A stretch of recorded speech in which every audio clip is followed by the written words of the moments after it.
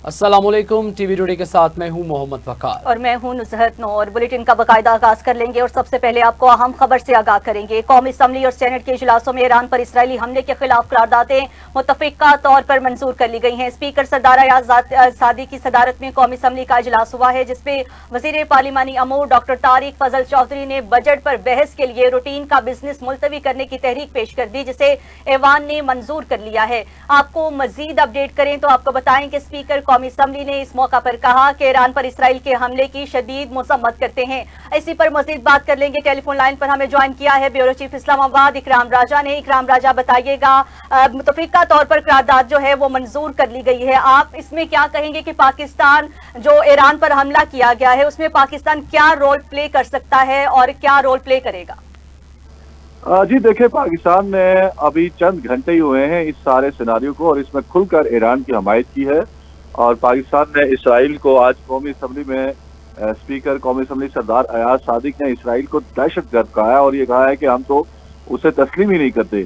और चूंकि आज एक ही वक्त में कौमी असम्बली और सेनेट के इजलास जारी थे और आज ही बदकिस्मती से ये सारा कुछ हुआ है, तो पाकिस्तान की कौमी असम्बली में जब ये आज इजलास चल रहा था, हालांकि ये बजट इजलास है और बजट के ऊपर बहस हो रही थी, इसी दौरान डॉक्टर तारिक फजल चौधरी जो वजीर पार्लिमानी उमूर है, उन्होंने बजट पर बहस के लिए रूटीन का बिजनेस मुलतवी करने की तहरीक पेश की।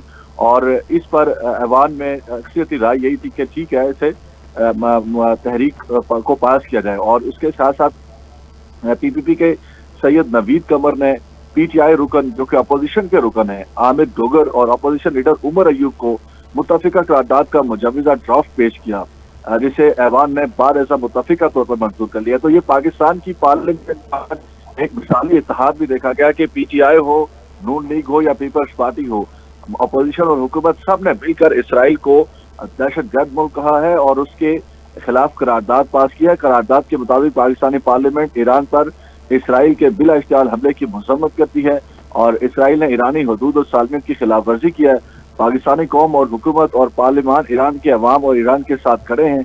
पाकिस्तान ईरानी फोर्सेज और अवाम को निशाना बनाने की शदीद मजम्मत करता है। पाकिस्तान ईरानी साजिशदारों और फौजी कमांडर्स की शहादतों पर भी इसराइली इक़दाम की मजम्मत करता है।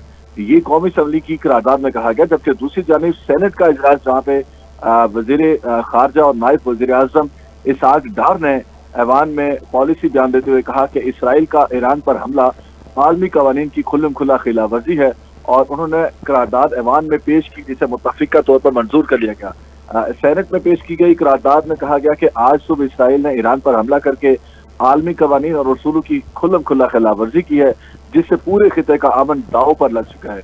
इसराइल मुसलमानों का कातिल है। ऐवान इसराइल के मुस्लिम उम्मा, फलस्तीन और ईरान पर हमले की मजम्मत करता है। सेनेट ईरान के जवाबी कार्रवाई को भी सपोर्ट करता है। तो पाकिस्तान ने तो खुलकर अब ईरान को ये भी कहा है कि अगर आप जवाबी कार्रवाई करेंगे तो हम आपके साथ हैं। करारदाद में ये भी कहा गया है कि इसराइल ने बरादर इस्लामी मुल्क ईरान पर हमला करके जंगी जुर्म किया है। इसराइल का ईरान पर हमला अक़वाम मुत्तहिदा के बुनियादी उसूलों की खिलाफ वर्जी है। इसराइल कई सालों से मकबूजा फलस्तीन समेत दुनिया में बेगुनाह मुसलमानों के कत्ल का जरिया है। मुस्लिम उम्मा और दुनिया गजा में मासूम बच्चों और सिविलियंस के कत्ल की गवाह है। ऐवान इस जारियत के जवाब में ईरान की हमायत करता है। बाद सेनेट का इजलास जो है वो 3 बजे तक मुलतवी किया गया है।